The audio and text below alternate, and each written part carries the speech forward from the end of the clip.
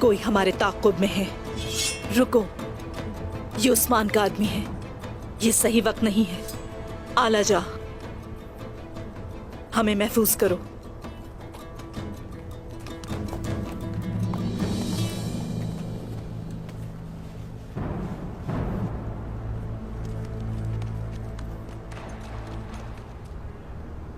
अपना चोगा उतार के मुझे दो।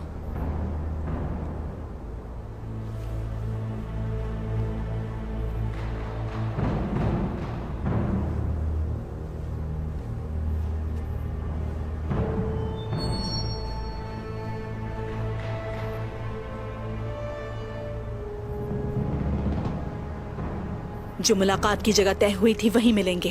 पहले हम अपने ताक़ुब में लगे इस शख्स से छुटकारा हासिल कर लें। आला जा, मोहतात रहना। हर सिमत बिखर जाओ। चलो, आ जाओ।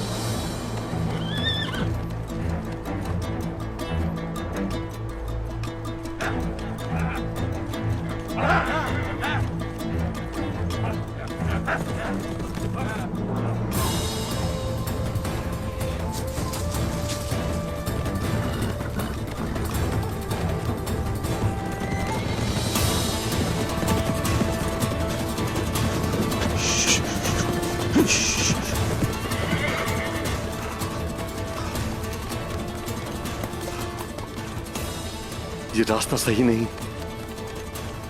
लगता है मैं भटक गया हूं। या